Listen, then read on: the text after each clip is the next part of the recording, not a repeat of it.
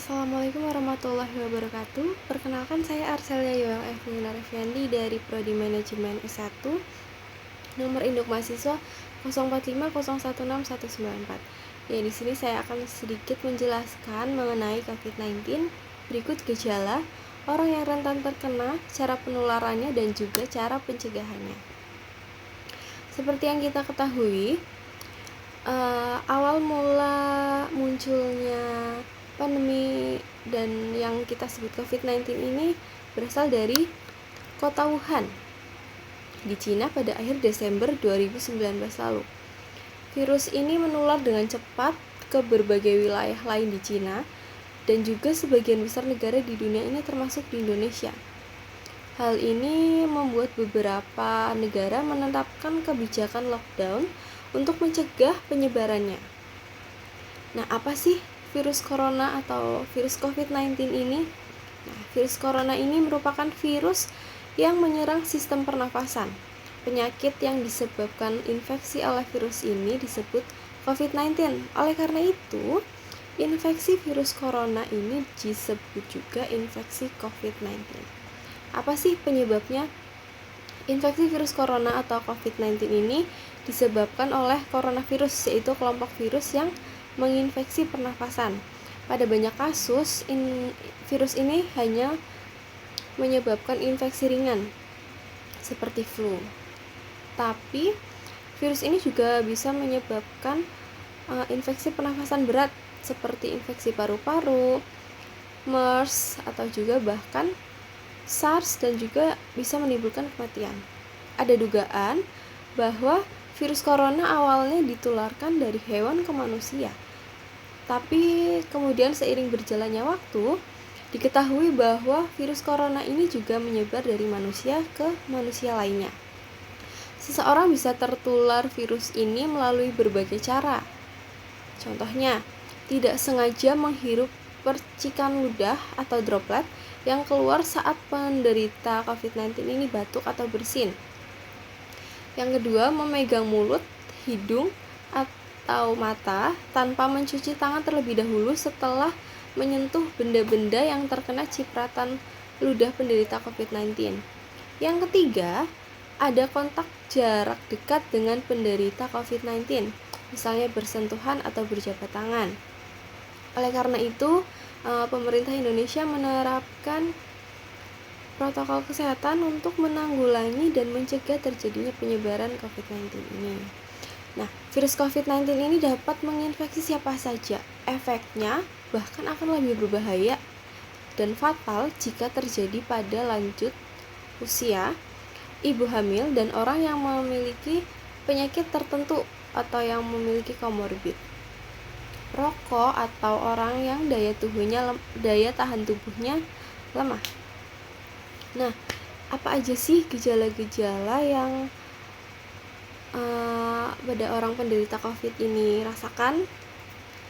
Nah, gejala pada penderita COVID ini bervariasi mulai dari flu biasa hingga gangguan pernafasan berat menyerupai pneumonia. Gejala corona yang umum dialami oleh mereka yaitu demam tinggi disertai menggigil, batuk kering, pilek, hidung berair dan bersin-bersin, nyeri tenggorokan, dan juga sesak nafas. Nah, gejala virus corona tersebut dapat bertambah parah secara cepat dan menyebabkan gagal nafas hingga kematian. Centers for Disease Control and Prevention, gejala infeksi virus 19 ini dapat muncul 2 hari hingga 14 hari setelah terpapar virus tersebut. Nah, pada virus yang sudah bermutasi nih seperti varian Delta itu gejalanya juga bermacam-macam ya teman-teman. Ada juga yang sampai nggak bisa mencium atau juga merasakan rasa gitu ya. Siapa aja sih yang beresiko untuk terinfeksi COVID-19? Orang-orang yang tinggal atau berpergian di daerah di mana virus COVID-19 itu bersirkulasi sangat mungkin untuk beresiko terinfeksi.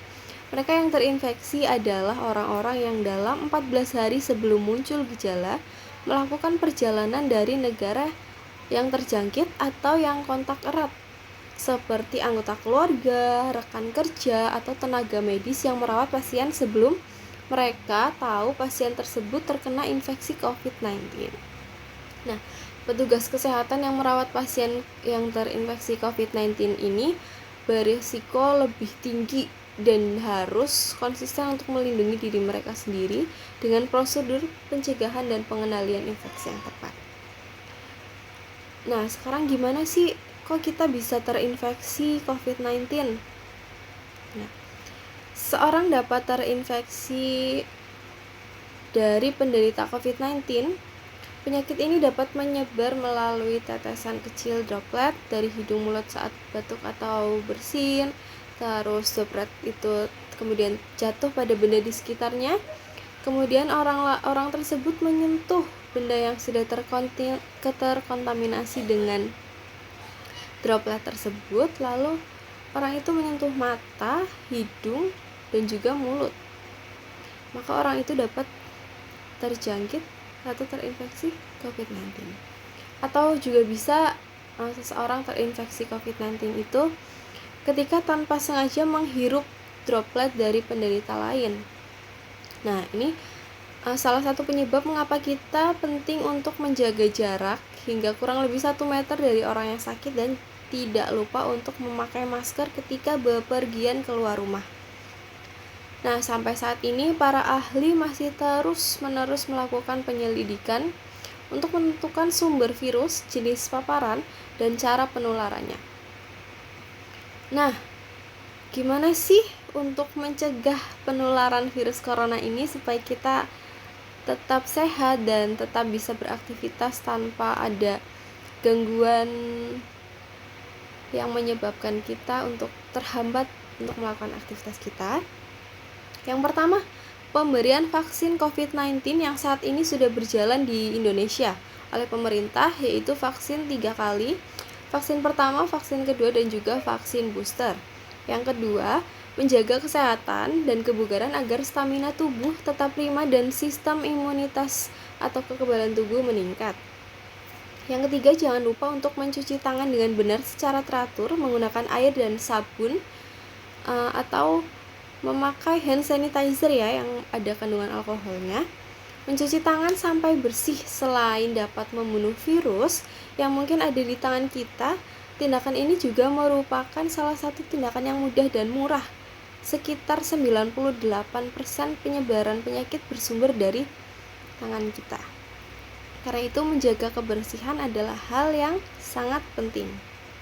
Nah, ini nih juga penting.